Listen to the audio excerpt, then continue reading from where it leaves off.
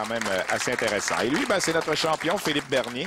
Il est le nouveau champion depuis la semaine dernière. Il a eu le meilleur sur Marc-André Lauzé et Jean-François Consigny. Alors, il va défendre son titre justement contre Jean-François Consigny, qui est de retour cette semaine parce qu'il s'était classé de nouveau. Donc, il devient aspirant. Changé de couleur de chandail. Vous avez remarqué, il est en bleu maintenant. Et également André Duclos du Salon de quilles champion qui sera là pour lui aussi tenter de remporter la victoire. André qui a connu beaucoup de succès l'an dernier lors de notre série 2009-2010. Oui. Et nos deux aspirants qui savent définitivement à quoi s'en tenir avec Philippe qui, avec un pointage de 258 la semaine dernière, a annoncé ses couleurs. Alors, le premier tir de Jean-François Consigny, la semaine dernière, on s'en souvient, il avait amorcé avec une trouée, mais là, ça décolle mieux là, pour le quilleur du Salon Saint-Pascal de la région de Québec. Oui, il semble avoir apporté quelques petits ajustements sur l'allée numéro 6 qui lui avait donné quelques difficultés la semaine dernière. André Duclos, Danny, tu le connais bien, évidemment, joue au Salon de quilles champion où tu es professionnel. Un bonhomme qui pratique beaucoup. Oui, un acharné du travail. Son talent vient justement de cet acharnement qui met les efforts nécessaires pour améliorer sa condition et son niveau de jeu de semaine en semaine. Peut pratiquer des fois jusqu'à 100-125 games par semaine. Donc, ça commence à faire des matchs. Oui. Philippe Bernier, on l'a vu la semaine dernière, 258 lors de son match. Et lui aussi entreprend le match avec un abat. Pas le choix, ces deux rivaux là, qui ont amorcé avec un tir parfait lors de leurs deux premiers essais. Oui, Philippe qui est très en confiance sur les deux allées ici présentes et définitivement semble même plus en confiance sur l'allée 7 que sur l'allée 6. Jean-François Consigny, quilleur de l'année en 97-98 au niveau des salons de quilles associés du Québec. Ça fait longtemps un peu lent, mais beaucoup d'efficacité. L'endroit d'impact parfait. On a vu la quille numéro 1 qui a fait un très bon travail pour aller faire tomber la quille numéro 9. 25 ans qu'il joue au quilles, Jean-François Consigny. Dans le cas d'André Duclos, on parle de 22 ans d'expérience. Beaucoup de tournois à son actif, beaucoup de compétitions. Oui, André qui me mentionnait avant le début du match que avec toute la pratique qu'il a apportée, n'était pas décidé de quelle façon il était pour jouer les allées et a décidé de jouer de gauche vers la droite sur les deux allées. Tir de Philippe Bernier, là, c'est plein un petit peu, mais ça a bien travaillé, ça a bien traversé. Oui, Philippe qui, sur l'allée numéro 6, réussit très bien avec son effet de boule qui lui sert très bien car le dernier lancé avait peur d'être trop plein. Vous avez vu André Duclos, on parlait de diagonale tantôt pour aller récupérer la quille 7. Lui, il était presque dans le dallo du côté droit pour aller déposer la boule. D'une extrémité. Ouais. D'une extrémité à l'autre. Souvent, lorsque j'enseigne aux joueurs débutants, je leur dis, si la quille est à l'extrême gauche, part à l'extrême droite et ça sera beaucoup plus facile. Même si après ma base, c'est pas ce qu'on est censé. On est tenté de faire la première fois. Exactement. Tir de Jean-François Consigny là, qui frappe du côté gauche. C'est un triplé là, pour Jean-François qui lance une boule très efficace. Une boule qui semble dormir sur l'allée, mais elle est tellement bien propulsée vers l'avant que celle-ci, lorsqu'elle atteint les quilles, a beaucoup d'efficacité pour faire tomber les 10 quilles. André Duclos, qu'on a vu également l'an dernier dans la classe senior. On peut dire l'an passé que la série Québec Quilles, là, ça a été pas mal sa série au niveau de la classe ouverte et des compétitions chez les seniors, parce qu'il est maintenant âgé de 54 ans. Là, le tir est raté. On se retrouve avec un écart et ça, ça va le faire chuter là, en troisième position dans ce match. C'est le danger sur l'allée numéro 6 lorsqu'on joue de gauche vers la droite. On faut bien diriger la boule devant soi et non vers la droite dès le départ, car celle-ci n'a aucun mouvement de retour vers le centre. Et Philippe Bernier, lui, qui suit la cadence de Jean-François Consigny là, avec un troisième abat en 3 lancés. Donc, 30 partout là, pour Consigny et Bernier. 39 pour André Duclos, mais n'a pas de pointage en banque. L'an passé, rappelons-le, Jean-François, 5 victoires de suite sur les ondes de Québec Quilles, dont un match de 279. Oui, et puis ici, Jean-François qui s'installe sur l'allée 6, sait à quoi s'en tenir contre Philippe et a sûrement l'intention de venger le match de la semaine dernière. On en a parlé la semaine dernière. Jean-François qui utilise le gant de chirurgien là, pour se donner une meilleure prise sur la boule. Son tir là, qui va vers le centre, c'est plein et se retrouve avec l'écart Quille 3, 7 et 10. C'est récupérable, mais c'est pas commode. Non, un écart très difficile. On a vu que Jean-François qui tente d'utiliser la trajectoire un peu du côté droit du centre vers la gauche, a dirigé son lancer vers la droite dès le départ et la boule n'a jamais eu le temps de traverser complètement du côté gauche. André Duclos, là, premier abat sur la ligne numéro 7. Et sur le prochain tir, Danny, tu voulais en parler. On va regarder pendant que Jean-François va tenter de récupérer cette réserve qui n'est pas commode. Mais attention, non, c'était bien tenté, mais a raté finalement. Jean-François, tu voulais montrer son pied droit. Alors, si on celui de Philippe. De Philippe, plutôt, oui. Oui, tout comme Jean-François, d'ailleurs, qui lui aussi, lors de sa glissade, on verra que son pied, le bout de son pied pointe vers la gauche. J'ai dit pied droit, c'est pied gauche, pied en fait. Gauche, ouais, effectivement. Et le bout de son pied pointe vers la gauche, ce qui fait qu'on a une meilleure stabilité, un meilleur équilibre à la ligne. Par contre, physiquement, c'est beaucoup plus dur sur le genou lorsque l'on glisse avec... il y a une certaine torsion qui se fait au niveau du genou et ça complique un peu. Lorsqu'on n'a pas des bons genoux, c'est extrêmement difficile à faire. Surveillez le pied gauche qui termine très ouvert à la ligne noire, contrairement à la plupart des joueurs qui ont tendance à terminer le pied droit. Exactement. Alors, 4e abat de suite pour Philippe Bernier qui est en pleine possession de ses moyens. Lui qui, la semaine dernière, avait réalisé 9 abats dans son match. Alors, en plein contrôle sur les deux allées, Philippe. Et plus on avance, plus il semble en confiance. Ouais, 9 abats la semaine dernière dans son match, 2 réserves. Et là, ben, il est en contrôle de ce match. Jean-François, son tir du côté gauche et là-bas qui réussit. Oui, Jean-François qui a définitivement apporté des ajustements sur la ligne numéro 6, mais malheureusement, dû à un mauvais lancer sur la ligne numéro 7 précédemment, a quand même ouvert la porte car est parfait sur la ligne numéro 7 présentement. Là, le tir qui est complètement rentré par André, fenêtre du côté gauche, tir qui était rapide et qui a raté la quille 1. Oui, on voit bel et bien qu'André n'est pas vraiment en confiance sur les allées, mettant en doute ses positions de départ et changer ses positions dès le début du match. Et on voit que la confiance n'y est pas. Philippe, son tir sur la ligne numéro 7 en quête d'un 5e de suite. Voilà qui est fait. Philippe Bernier, 5 abats de suite pour amorcer ce match. André là, qui va d'un pointage de 8 sur cette fenêtre. Alors là, ça place loin derrière dans ce match avec 65 au 5e. André qui devra cumuler les abats s'il va avoir la moindre chance. On peut espérer 215. Et là, ben, Philippe Bernier, lui, est parfait en 5 carreaux. Alors, ce sera plutôt difficile. Ce qui serait surprenant à 215 que ce soit suffisant pour battre Philippe. Oui. Si Jean-François doit répondre immédiatement avec un abat pour rester à portée de Philippe. Ouais. Car un carreau ouvert, on sait que ça coûte toujours entre 30 et 40 points sur la feuille. 5e en 6 pour Jean-François Consigny. Jean-François qui est définitivement beaucoup plus en confiance sur les allées que la semaine dernière. André Duclos maintenant. Bon lancer de la part d'André ici. Alors là-bas qui est réussi. C'est ça, André qui tente de jouer les deux allées de gauche vers la droite avec un effet de boule aussi qui est de gauche vers la droite. C'est qu'on appelle un effet de crochet renversé.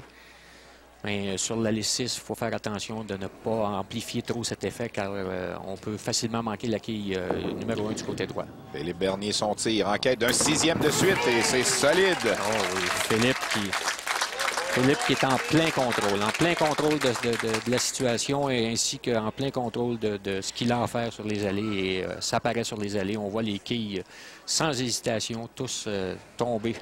Alors, vous voyez la différence. Philippe Bernier a 6 abats en 6 carreaux. Jean-François Consigny, 5 en 6. Donc, c'est presque la même chose. Mais il y a 39 quilles d'écart parce que ça a été un carreau ouvert. Exactement. Si ça avait été une réserve à la place, on parlerait de 21 quilles. 21 ou 22, ouais. Dépendamment du pointage sur le premier lancer. Mais là, c'est autre trouée là, pour... je dis autre, tantôt c'était plus un écart. Là, c'est vraiment... Ouais, une trouée, un on pointage appelle de 4. un front en langage. À Québec, ils appellent ça quoi? Une clique? Un clic, je pense. Ouais, un clic, c'est... la fenêtre à gauche, oui, c'est ça. Fenêtre d'un côté ou de l'autre. Ouais. Lorsqu'on fait tomber deux quilles, on appelle ça un clic. Ouais. Bon lancer de la part d'André ici. Il y a eu un drôle de son lorsque la boule a entré en contact avec la quille 1, mais le travail s'est effectué. Il était au bon endroit.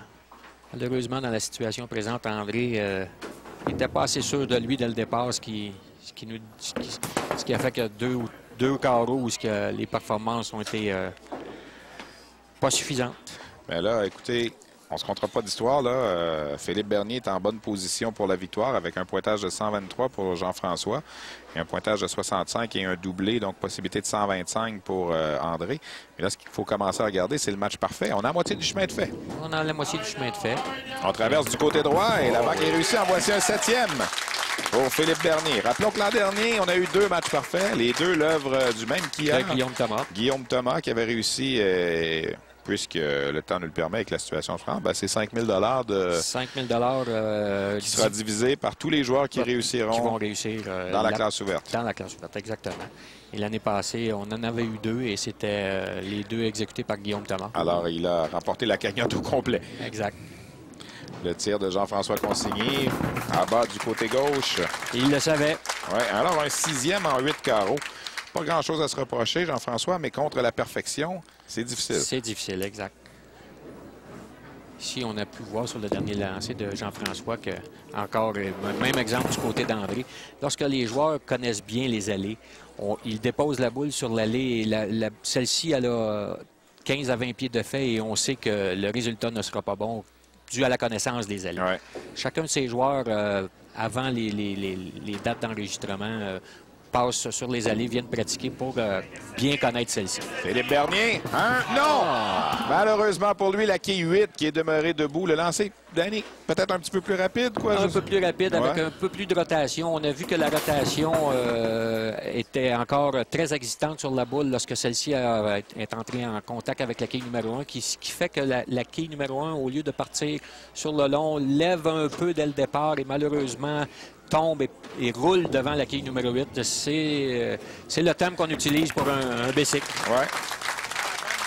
C'était quand même un excellent lancer de la part de Philippe. La réserve qui est récupérée, donc 199 au 7e, une réserve en banque au 8e. Alors, il n'est pas encore assuré mathématiquement de la victoire, mais ça ne sera tardé. Il a déjà 209 en banque, alors c'est évident qu'André ne peut plus jouer ça. Dans le cas de Jean-François, il peut encore faire 213, mais... c'est plus le cas. Alors, la victoire est assurée donc pour Philippe Bernier maintenant avec ce tir. Ouais. Encore une fois, Jean-François qui sur l'aile 6, les mêmes problèmes que la semaine dernière, dépose la boule trop près du centre selon moi et on voit que celle-ci demeure au centre et malheureusement donne une trouée à l'autre bout. Trouée de l'autre côté aussi. Alors, les 2 rivaux là, de Philippe Bernier dans ce match qui connaissent des ennuis. Définitivement que on sait très bien que le match est déjà hors de portée d'un côté comme de l'autre. On termine évidemment pour la forme. Alors, pointage de 8. 179 possible pour Jean-François Consigny. Et dans le cas d'André, ça va être moins que ça. Là. On parle de 150 possible. Alors ça, c'est vraiment une contre-performance dans son cas. Oui, André qui nous a donné d'excellents matchs tout au long de l'année dernière, qui malheureusement aujourd'hui connaîtra une contre-performance, comme tu le dis si bien. On va le revoir cette saison, soyez-en certains. Philippe qui, lui... vient de s'assurer, évidemment, je disais, la victoire est acquise. Alors, la semaine prochaine, il aura 2 quilleurs de Québec devant lui, Philippe Bernier, soit Patrice Jobin du Salon de quilles Saint-Pascal, le même salon que notre ami Jean-François Consigny. On va voir également Michel Villeneuve du Salon du Vanier, un vétéran. Oui, les quilleurs de Québec qui seront à l'honneur la semaine prochaine. Avant qui est inscrit pour Jean-François Consigny, là, qui va tenter de sauver les meubles d'ici la fin. On peut voir... pour avoir parlé avec les joueurs, ceux-ci le mentionnaient, c'est quand même des allées où on peut bien performer, mais le genre d'allée que la petite erreur vient vite et les pointages n'en souffrent à la fin du match. Et on en a la preuve ici. On a Philippe qui va facilement jouer une partie encore probablement en haut de 250. Et les deux adversaires qui ne joueront pas un match en haut de 200. Oui. Dans le cas de Jean-François, si jamais il devait réaliser 2 autres abats pour terminer ce match-là, il terminerait le match avec 9 abats quand même sur 12 lancés. C'est un pointage de 179. Oui, et comme on le disait justement en début d'émission, des séries d'abats fait foi souvent du pointage. On peut réussir beaucoup d'abats s'ils ne sont pas consécutifs et qu'on a des corps ouverts entre chacun. On aura des pointages très peu élevés.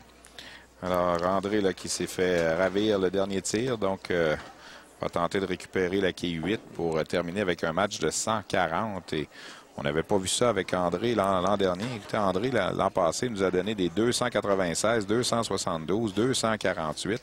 Il avait joué un match de 172 qui lui avait donné une victoire à un certain moment dans la catégorie senior. Il est allé jusqu'à la grande finale à la toute fin. Évidemment, les salons de quilles dans lesquels les pointages ont été effectués aussi. Il ne faut pas oublier que certains salons de quilles, le degré de difficulté est un peu moins élevé. Oui, effectivement. Alors, 178 donc pour Jean-François Consigny. 140 pour André. Mais le joueur de l'heure, c'est ce bonhomme que vous voyez à l'écran. Philippe Bernier, qui va conserver le chandail blanc la semaine prochaine, le maillot blanc. Et Philippe qui, ici, malheureux. Oh, peut-être. Oh, oui. Même par derrière. On rajoute au spectacle. Et là, t'imagines, Danny, si ça avait été sur un match parfait au 10e, un tir comme celui-là. Oui, définitivement. Dès le départ, Philippe le savait très bien qu'il était pour terminer mince du côté droit. Et tu vois, ici, on peut dire que lorsqu'il s'est fait ravir là-bas tantôt, il y avait trop de rotation sur la boule. Ici, la rotation sur sa boule lui a donné un peu plus d'effet au niveau de la quille numéro 1, qui celle-ci s'est mise à rouler sur elle-même pour venir faire tomber la quille 5 qui était demeurée debout. Traverse à nouveau du côté droit. Ben, celui-là, il n'y avait pas de doute. Non, pas de doute. Un excellent lancer de la part de Philippe. Et Philippe, je sais très bien, pour connaître Philippe, qu'il veut terminer en force pour... lancer un message aux autres exactement, aussi. Hein? Exactement. Et du même coup, garder confiance aussi. Mais là, avec un abat, il l'emporterait par plus de 100 quilles. On ne voit pas ça souvent. Là. Non, pas souvent. Surtout dans la classe ouverte où les quilleurs qui se présentent ici sont tous d'excellents quilleurs. Des performances du genre, ça vaut la peine d'être souligné. Philippe qui est un excellent quilleur. Alors voilà le dernier tir de ce match. Un autre bon lancer. Traverse, la bague est inscrite. Il y en aura réussi 11 sur 12 pour un match de 279. Philippe Bernier qui demeure notre champion et qui sera de retour la semaine prochaine. On s'arrête pour une pause. Vous regardez Québec Quilles à l'antenne de RDS.